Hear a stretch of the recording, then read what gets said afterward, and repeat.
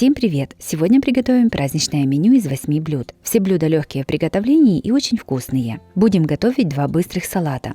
Закуску с морковью и грибами, закуску корзиночки из лаваша и закуску из яичных рулетиков. На горячее подадим куриное филе под овощами и сделаем очень вкусный торт. Первым приготовим торт чернослив в шоколаде. Это волшебный торт, который станет настоящим праздником в мире сладких удовольствий. Ароматный шоколадный бисквит и облако вкуснейшего крема, насыщенное орешками и черносливом. Сначала приготовим бисквит. В кастрюлю насыпаем 200 грамм сахара, 30 грамм какао, 120 грамм растительного масла и 100 мл воды. Все ставим на огонь. Постоянно перемешивая, варим смесь до кипения на огне чуть ниже среднего.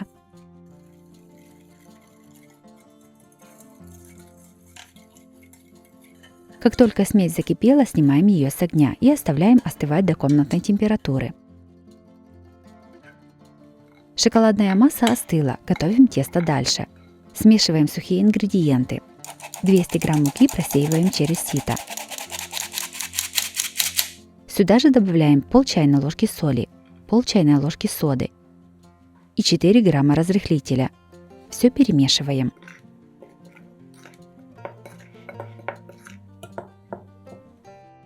В отдельную миску разбиваем 5 яиц. Начинаем взбивать и насыпаем 50 грамм сахара.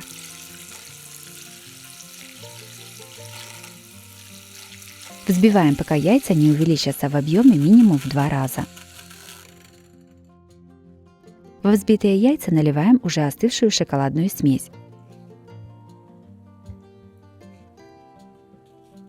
Все перемешиваем.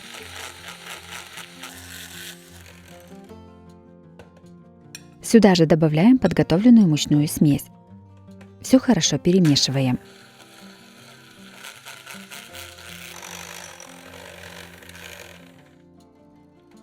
Готовое тесто перекладываем в форму для выпечки, застеленную пергаментной бумагой.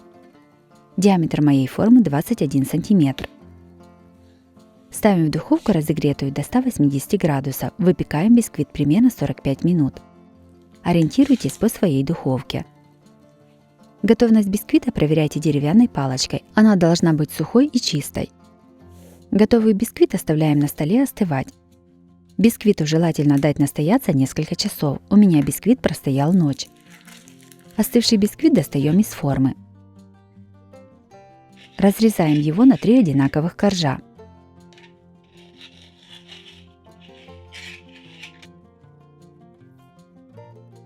Верхушку бисквита оставляем, она понадобится для украшения торта.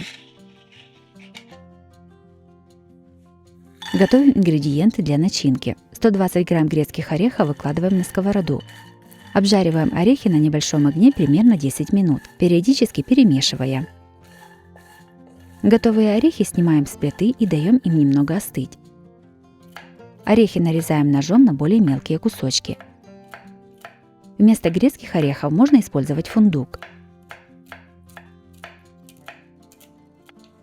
200 грамм чернослива моем и заливаем кипятком. Оставляем на 10 минут.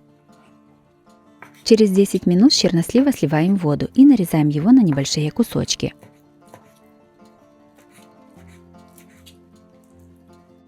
Готовим сироп для пропитки бисквита. В миску наливаем полстакана воды и насыпаем полстакана сахара. Ставим на огонь. Сироп доводим до кипения, кипятим 1 минуту и снимаем с огня. Сиропу даем остыть. Готовим крем. Творог кладем в измельчитель. И добавляем 2-3 столовые ложки сгущенного молока.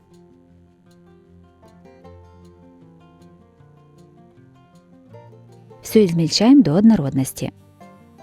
Всего понадобится 500 грамм творога. Я его измельчала в 2 подхода. Вместо творога можно использовать сливочный или творожный сыр. 200 грамм мягкого, но не растопленного сливочного масла кладем в миску. Немного его взбиваем.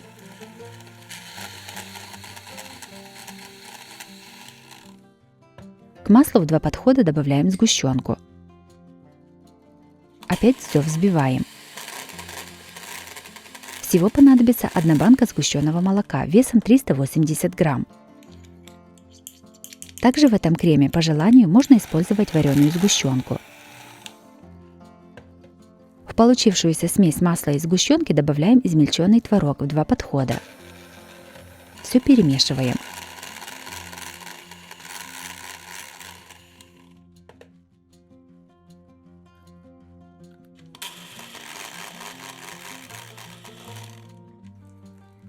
Крем готов.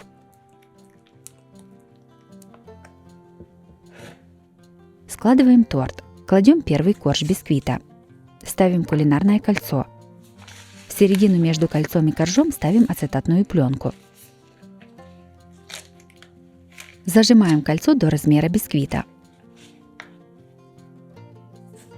Бисквит пропитываем сахарным сиропом. Кладем часть крема. Распределяем его по коржу. Рассчитываем крем так, чтобы 3-4 столовых ложки крема остались для украшения торта.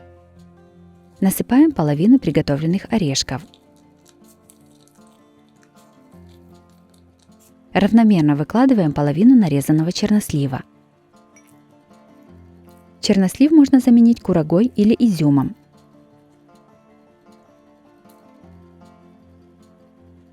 Сверху наносим крем. Равномерно его распределяем. Накрываем вторым бисквитом. Его тоже пропитываем сахарным сиропом. Кладем крем и распределяем его по коржу.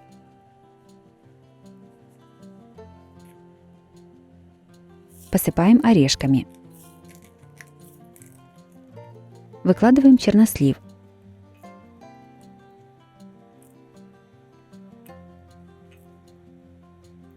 Сверху опять наносим крем.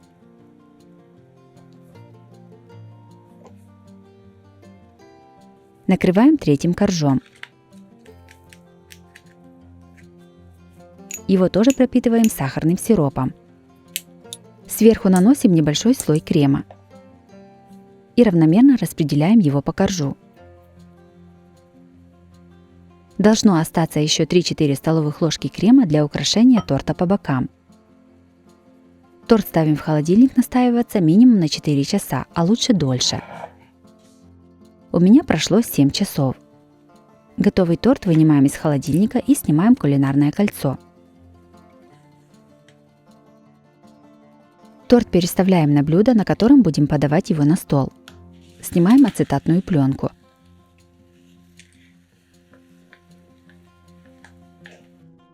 По бокам торт смазываем оставшимся кремом. Если вдруг крема не осталось или вы забыли его оставить для украшения, то можно взбить примерно 50-70 грамм мягкого сливочного масла с сахарной пудрой и обмазать торт. Или смешать пару столовых ложек сметаны с сахаром.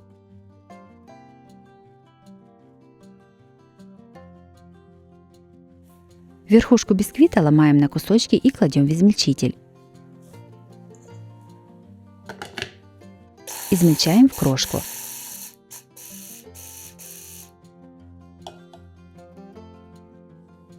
Приготовленной крошкой посыпаем бока торта. Удобно это делать шпателем или силиконовой лопаткой.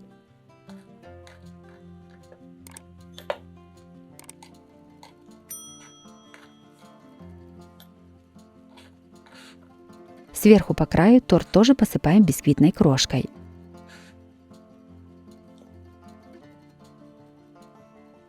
Лишнюю крошку убираем с блюда. Торт готов, можно подавать на стол. Торт чернослив в шоколаде получился очень вкусным и красивым. Для приготовления такого торта понадобятся только доступные ингредиенты. Он прекрасно подходит для любого праздничного стола. Обязательно его приготовьте, это очень вкусно.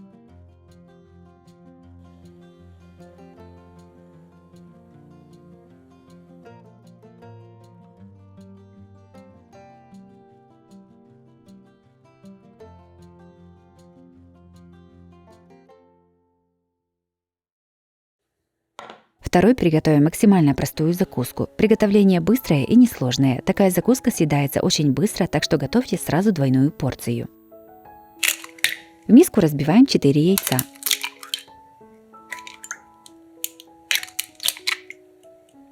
Немного солим. Добавляем 1 столовую ложку сметаны с горкой. Насыпаем 15 грамм крахмала. Я использую кукурузный крахмал, но можно взять и картофельный. Все перемешиваем венчиком до однородной массы. Разогретую сковороду смазываем небольшим количеством растительного масла.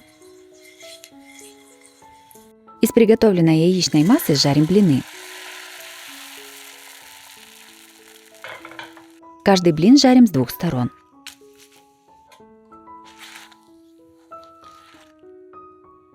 Всего у меня получилось 5 блинов на сковороде диаметром 24 сантиметра.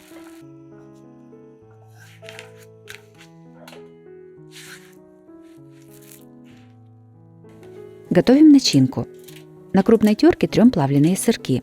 Всего понадобится примерно 200 грамм плавленного сыра. Я использовала 3 пачки по 70 грамм. У перца срезаем верхнюю и нижнюю части. Вырезаем серединку с семенами.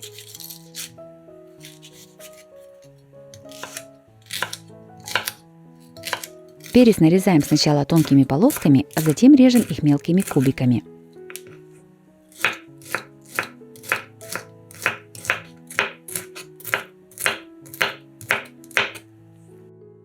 Нарезанный перец насыпаем в миску с тертым сыром. Пучок укропа мелко нарезаем ножом. Его тоже добавляем в миску к сыру. Сюда же выдавливаем через пресс 1-2 зубчика чеснока. Добавляем 2-3 столовых ложки майонеза. Все хорошо перемешиваем.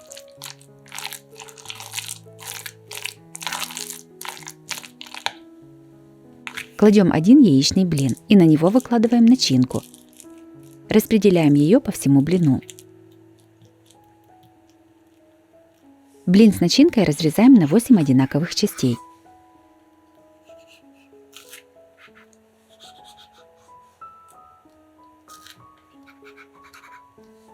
Каждый треугольник сворачиваем в рулетик.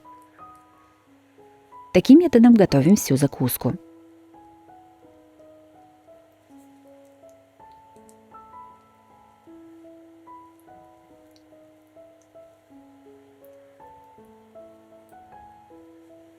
Приготовленную закуску красиво выкладываем на блюдо. Подаем на стол. Закуска из яичных рулетов получилась очень вкусной и красивой. Ее удобно есть, и она прекрасно подходит как на каждый день, так и на праздничный стол. Готовится такая закуска быстро, несложно и из самых обычных продуктов.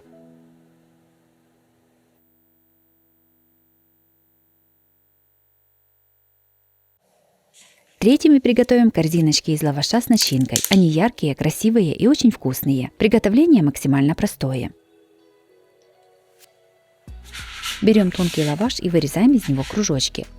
Для того, чтобы было быстрее, я складываю его пополам. Вырезаем кружочки диаметром 11 сантиметров. Для 12 кружков мне понадобится тонкий лаваш весом 150 грамм. Вырезанный лаваш укладываем в форму для кексов. Формируем руками вот такие корзиночки.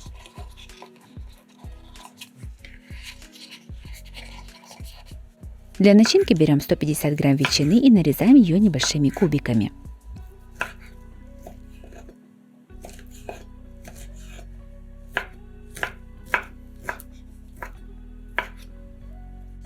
Также кубиками нарезаем помидоры. Понадобится 1 помидор среднего размера. –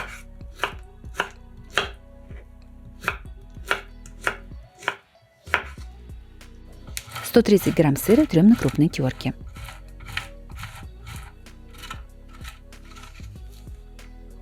Черные оливки без косточек нарезаем колечками. Я использовала 1 банку оливок весом 270 грамм.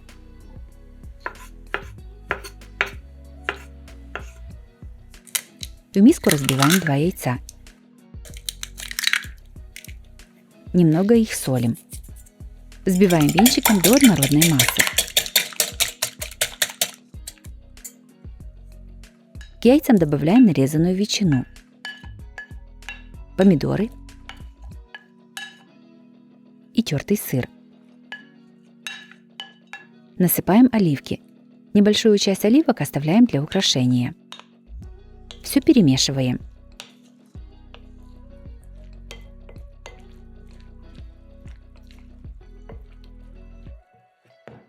Приготовленной массой заполняем корзинки из лаваша.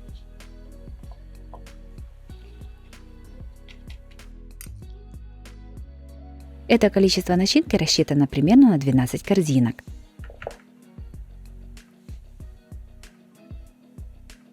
Сверху на начинку для украшения выкладываем оставшиеся колечки оливок. Все ставим в духовку разогретую до 180 градусов. Запекаем приблизительно 15-20 минут. Закуска готова. Достаем ее из формочек и выставляем на блюдо. Каждую корзинку украшаем листиками петрушки. Корзинки из лаваша готовы. Можно подавать на стол.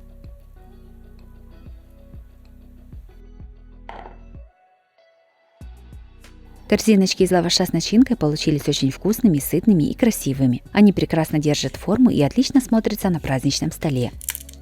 Также такие корзиночки можно приготовить и на каждый день в качестве перекуса.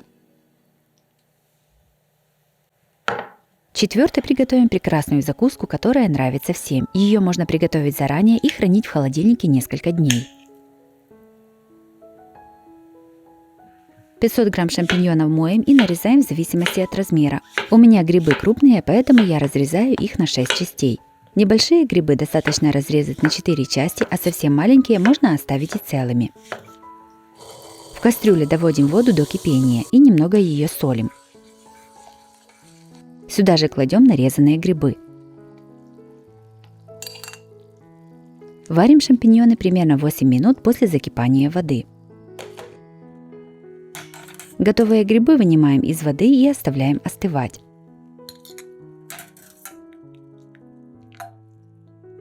Морковь трем на терке для корейской морковки. Всего понадобится 800 грамм уже очищенной моркови.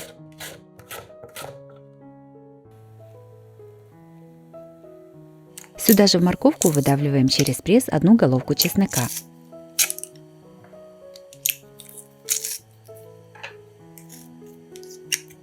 Насыпаем 1 столовую ложку соли, 1 чайную ложку сахара, 1,5 столовых ложки молотого кориандра, 1 чайную ложку молотой сладкой паприки, 1 чайную ложку черного молотого перца и пол чайной ложки красного острого перца.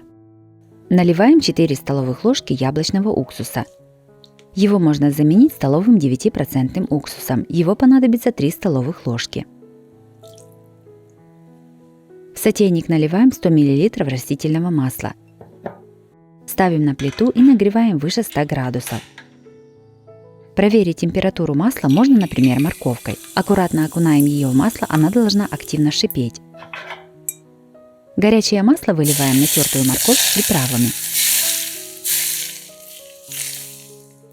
Все перемешиваем до тех пор, пока все приправы хорошо распределятся по морковке. Вместо этих приправ можно использовать одну готовую пачку приправы для морковки по-корейски. Желательно брать приправу без глютамата натрия. К перемешанной моркови с приправами добавляем уже отваренные шампиньоны. Все опять перемешиваем.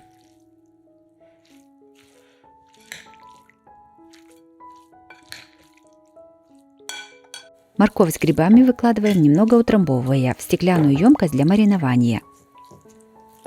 В моем случае это вот такая стеклянная кастрюля, но можно взять и обычную банку. Все оставляем мариноваться минимум на 4 часа, а лучше дольше.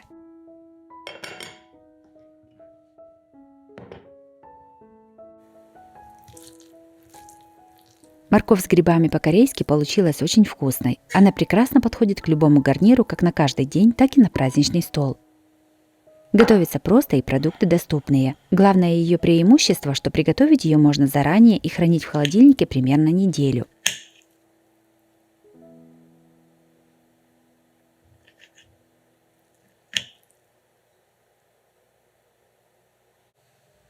Пятым приготовим очень простой салат с пекинской капустой, морковью и фасолью. Салат вкусный и свежий, он прекрасно подходит для любого стола. Берем пекинскую капусту и разрезаем ее пополам. Понадобится половина кочана капусты. Это примерно 500-600 грамм. Капусту шинкуем ножом.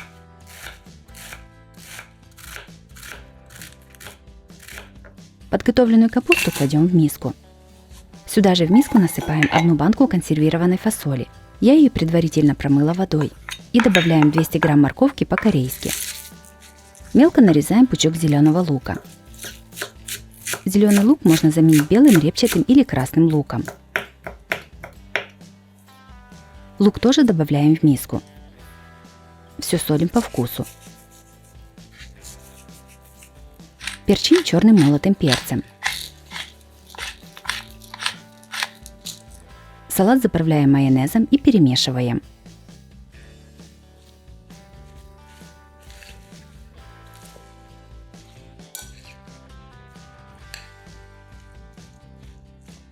Готовый салат перекладываем на блюдо и подаем на стол.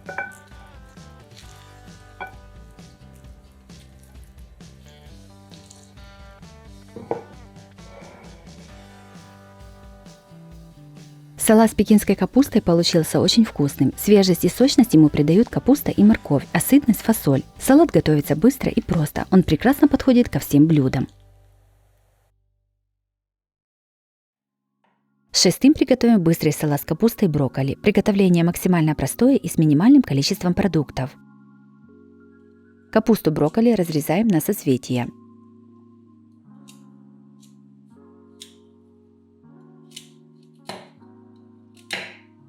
Большие соцветия разрезаем на более мелкие части. Вес капусты брокколи вместе с кочаном 500 грамм. В кипящую воду насыпаем примерно пол столовой ложки соли, перемешиваем. Сюда же кладем всю подготовленную капусту брокколи. Варим после закипания воды примерно 3 минуты.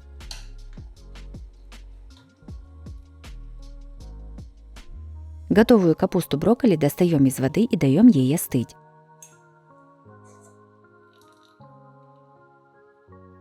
150 грамм помидоров черри нарезаем на небольшие кусочки. Также можно использовать обычные помидоры. 200 грамм сыра фета нарезаем небольшими кубиками. Вместо феты можно использовать брынзу или взять сливочный сыр и выложить его чайной ложкой.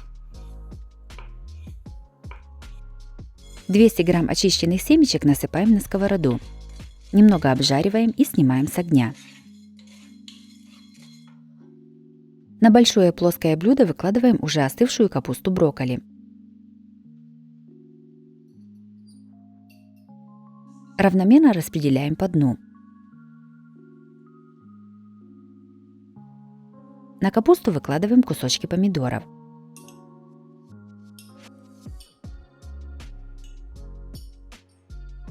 Равномерно по салату выкладываем кубики сыра фета.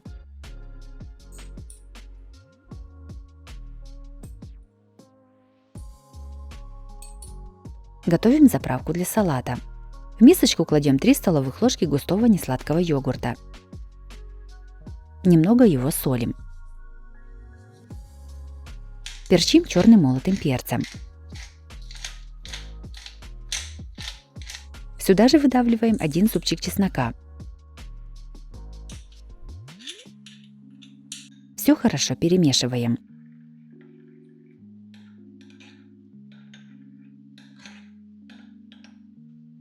Приготовленным соусом поливаем салат. Удобнее всего это делать ложкой. По желанию можно приготовить соус на основе растительного масла. Сверху салат посыпаем жареными семечками.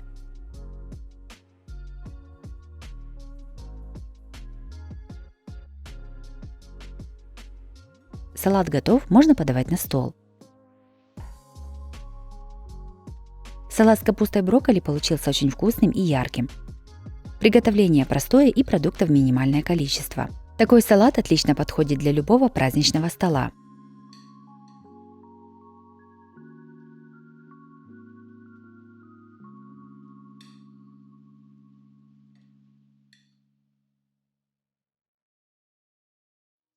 Седьмыми приготовим очень вкусные бутерброды. Минимум продуктов и максимум удовольствия. Готовятся они очень просто и быстро и нравятся всем.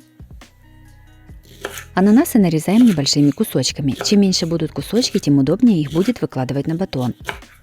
Я использую одну банку консервированных ананасов весом 570 грамм. Примерно 150 грамм сыра трем на мелкой терке.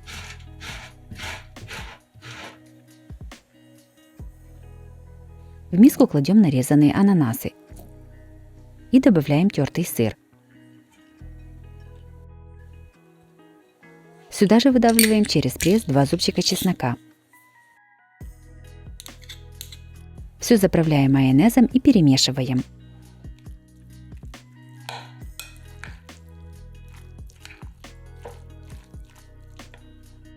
Приготовленную начинку выкладываем на ломтики багета. Этого количества начинки мне хватило на 1 багет. Начиненные бутерброды выкладываем на противень от духовки. Из этого количества ингредиентов у меня получилось 30 бутербродов. Все ставим в духовку разогретую до 180 градусов, запекаем примерно 10 минут. Бутерброды готовы. Выкладываем их на блюдо, подаем на стол.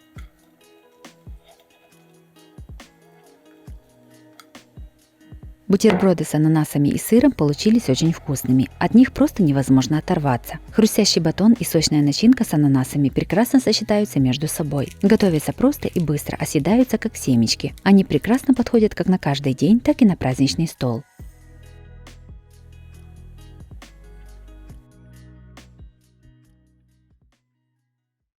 И последним приготовим невероятно вкусное мясное блюдо – сочное куриное филе под овощами. Это прекрасное сочетание мяса, овощей и грибов. Куриное филе моем и разрезаем вдоль на 2 части. Также отдельно отрезаем малое филе. Всего понадобится 2 куриные грудки общим весом около 700 грамм.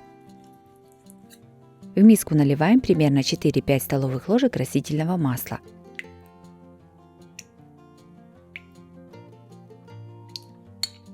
Насыпаем 1 чайную ложку соли без горки. 1 чайную ложку молотой сладкой паприки и 2 чайных ложки приправы для курицы. У меня приправа без соли. Все перемешиваем. В этот маринад кладем подготовленные кусочки мяса. Перемешиваем, чтобы все покрылось маринадом. Оставляем мариноваться на 10-15 минут. Пока маринуется курица, подготовим овощную начинку. 250 грамм шампиньонов режем пополам и нарезаем пластинками.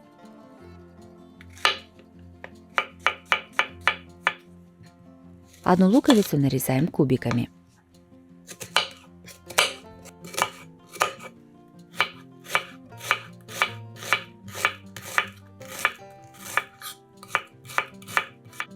Помидор нарезаем сначала кружочками, а затем режем кубиками. Понадобится 2 помидора небольшого размера.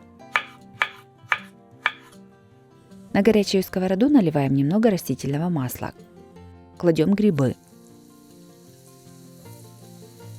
Готовим грибы на большом огне до испарения жидкости. Периодически перемешиваем.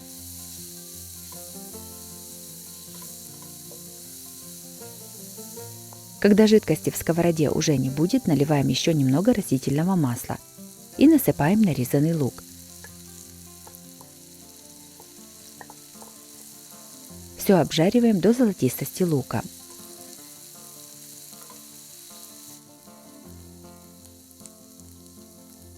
Сюда же кладем нарезанные помидоры.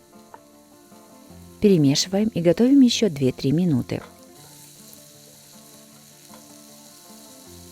В сковороду добавляем 100 мл сметаны. И насыпаем пол столовой ложки муки, чтобы сметана не расслоилась. Все перемешиваем.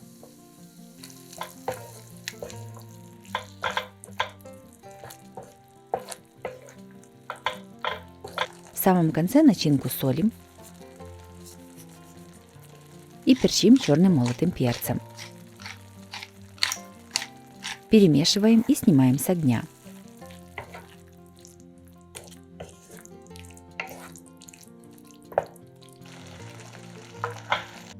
На хорошо разогретую сковороду выкладываем уже замаринованное куриное филе.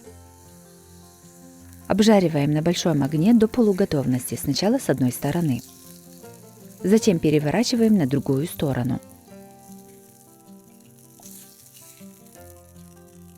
Обжариваем филе для того, чтобы запечатать все соки, и оно получилось сочным. После обжарки мясо в середине должно остаться сырым.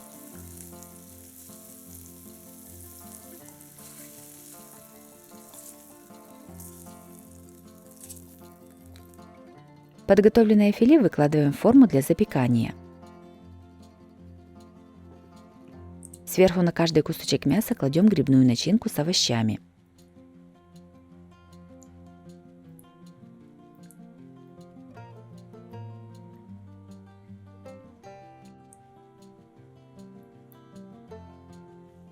«100 грамм сыра трем на крупной терке.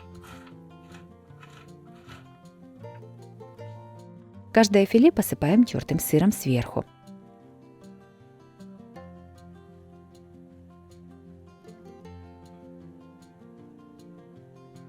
Все ставим в духовку разогретую до 220 градусов. Запекаем приблизительно 20-25 минут. Блюдо готово. Тарелку для подачи украшаем листьями салата. Сверху выкладываем приготовленное филе под овощной шубой.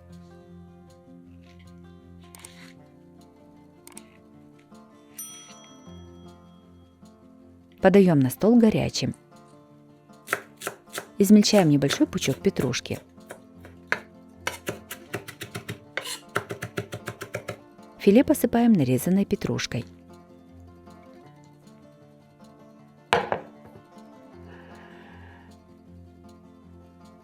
Куриное филе под овощами получилось мягким, сочным и очень вкусным.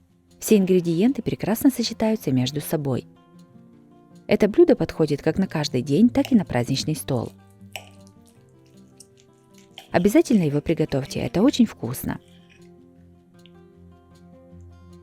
Если вам понравился такой вариант праздничного меню, то обязательно ставьте лайк и пишите комментарии. Подписывайтесь на мой канал, чтобы не пропустить новые видео. С вами была Оксана Пашко. Готовьте вкусно, готовьте с удовольствием.